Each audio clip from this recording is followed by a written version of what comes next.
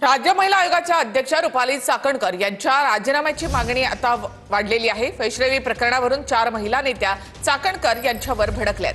महिलांना न्याय देऊ शकत नसाल तर राजीनामा द्या। रोहिणी खडसे, त्याचबरोबर करुणा मुंडे, किशोरी पेडणेकर आणि वर्षा गायकवाड यांनी सुद्धा चाकणकर यांच्या राजीनाम्याची मागणी केली आहे। आम्ही त्यांचा राजीनामा मागितला तर गैर काय? जर तुमच्याकडनं हे पद सांभाळलं जात नसेल, तुम्ही महिलांना न्याय देऊ शकत नसाल आणि वेळोवेळी जर तुम्ही तुमच्या पक्षाच्या पदाधिकाऱ्यांना पाठीशी घालण्याचं काम करत असाल तर तुम्हाला त्या पदावर बसण्याचा अधिकार नाहीच। आणि ह्या केसमध्ये आम्ही त्यांना जर तुम्ही बघितलं असेल तर महिला आयोगाच्या अध्यक्षांकडे 2 पद आहेत। त्या पार्ट टाइम महिला आयोगाला अध्यक्ष आहेत आणि पार्ट टाइम त्यांच्या पक्षाच्या प्रदेशाध्यक्ष आहेत। आम्हाला पार्ट टाइम अध्यक्ष नकोयत, आम्हाला 24/7 फुल टाइम महिला आयोगाला अध्यक्षांना वेळ देणारे अध्यक्ष हवे आहेत। आज तो फक्त मी 3 महिला उभे केलेली आहे आणि जरी रुपाली ताईने अजून काम केलं नाही तो पूर्ण 35,000 महिलांचा ताफा घेऊन ज्या महिलांनी तुमच्याकडे कंप्लेंट केली आहे ते सगळी महिलांना घेऊन मी महिला आयोगचे बाहेर आंदोलनासाठी बसणार आहे, मागणीसाठी की तुम्ही राजीनामा द्या।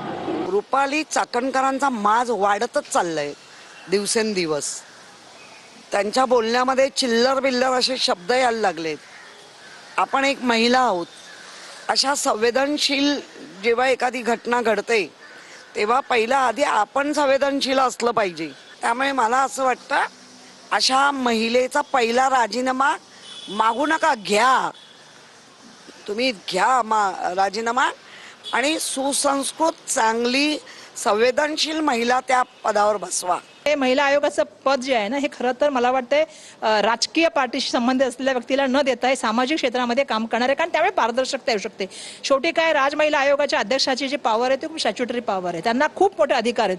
त्यांनी सो मोठं पण काही ऍक्शन करायला पाहिजे होत्या। दुर्दैवाने मयुरीने जी कंप्लेंट केली होती तिची कॉग्निजन्स पण त्यांनी घेतलं नाही का? कारण त्यांचे जे सासरे होते ते त्यांच्या पक्षाशी निगडीत असल्यामुळे त्यांनी ती घेतली नाही। या पूर्ण प्रकरणाची जबाबदारी राज महिला आयोगाला घ्यावी लागेल, रुपाली चाकणकरांना घ्यावी लागेल, कारण त्यांच्या निष्काळजीपणामुळे आणि त्यांच्या दुर्लक्षामुळे आज ही घटना झाली।